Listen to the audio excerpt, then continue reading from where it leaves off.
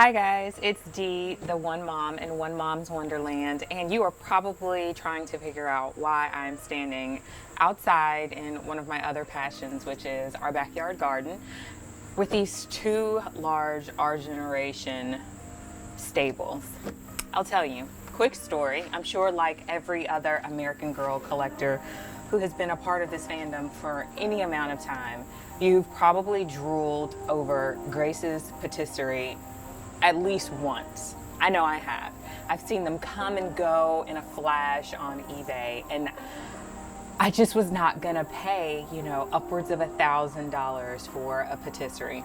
So I decided I'm gonna make my own, and you guys are going to come with me. So I found these Our Generation stables. I found one online at shopgoodwill.com, and I found the other one on my local marketplace. Now, I'm sure you guys have seen them. They probably range anywhere from 20 to 40 bucks on the marketplace or on shopgoodwill.com. And I figured that they were the perfect size for the patisserie. But then when I got the first one from shopgoodwill.com, it wasn't quite big enough. So of course I went and got a second. So we're going to do a little bit of finagling today to see if I can make my patisserie dreams come true. Hope you guys will take this ride with me. Now, because these started out as stables, of course, there are pieces that we're going to have to remove. And in order to make these flow properly, I guess is the best way to put it, we're going to remove the back wall of this unit, and we're going to remove some of the tack pieces off of the back of this wall. Now, honestly, these are going to have multifunctional purposes, so we don't want to take all of the tack pieces down simply because they're going to be used for utensils and storage for items inside of the patisserie once it is completed.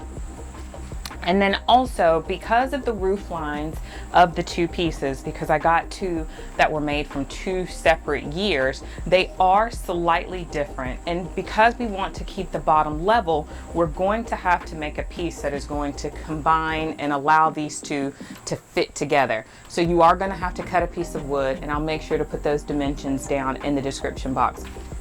So let's take out our handy dandy tape measure so we can see what kind of room we're working with to try to emulate this bakery. Now, at its highest point, these are roughly 21 inches. So they are about 4 inches shorter than Grace's Bakery, which might make lighting a little bit difficult. But when you put these two side by side, they are 26 inches in depth, which is deeper than Grace's Bakery, and it is just over 2 feet wide. So it's a little bit shorter, but overall the other dimensions are a little bit bigger than her bakery.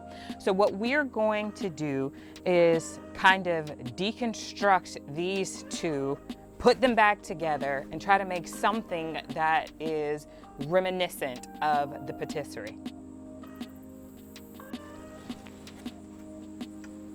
All right, so we've gotten the swinging doors off of the front of this stable, and this is actually going to be the back piece of the patisserie, or the work area where the kitchen and everything else is going to go. Now, as you can see, the insides of these are fairly raw on both of them, but we are going to come up with a way to either lay some faux tile or some kind of faux bottom here so that you won't be able to tell that it used to be a barn when it's all said and done. But first, what we're going to do is connect these two pieces using some wood that I actually pre-cut before we got started.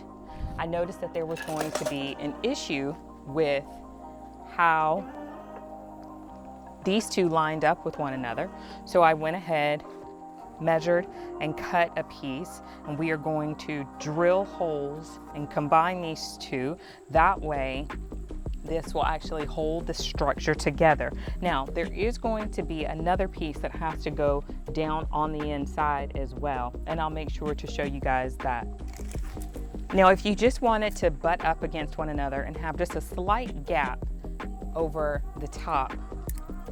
The piece that I cut is a little under 2 inches wide, and it is just under 20 inches tall.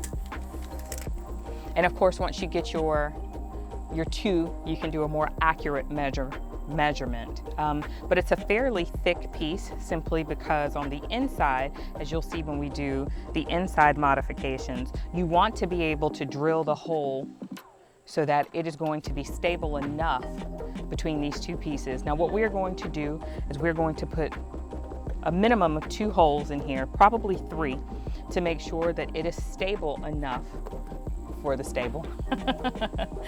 That way we can ensure that it is going to be a good tight fit and that we're not going to have to worry about these 2 pieces coming apart. Now if you really want to be professional about this, you can get a quick grip. My husband just so happened to have this, otherwise I would be completely trying to hold this and do it all at the same time, which he frowns upon, let me tell you. So since we have the proper tools, let me at least try to use them.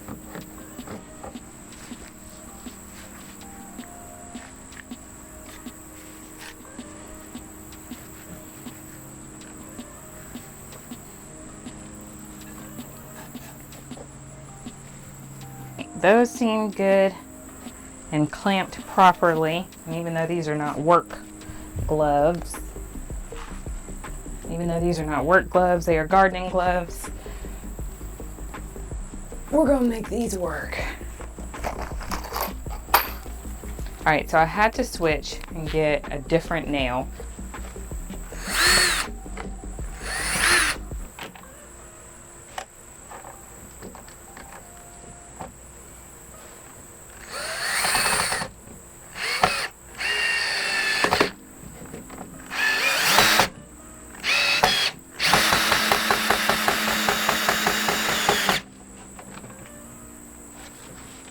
There's one. Now, as you can see, these aren't going to be long enough to go all the way to the other side. So like I said, we're going to put them on opposite ends of one another. That way, they won't run into each other, but we'll still have the grip that we need. Hopefully. All right, so here it is. It took a lot more work than I was expecting, but it's trial and error, so what can you do?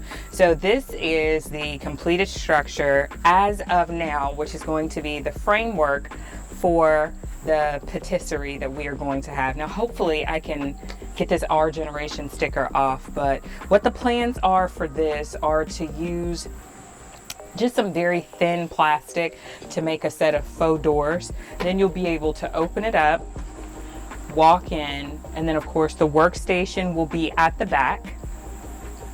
The swinging doors will stay, so it'll be multiple entrances if you want. I'm going to leave it the way that it is, but we are going to make them into doors, and then the sides here that don't move will actually be walk-up areas, just like with Grace's patisserie where she had the walk-up section. I'm actually going to change out these sides. This one got damaged, but I don't particularly care for how these look.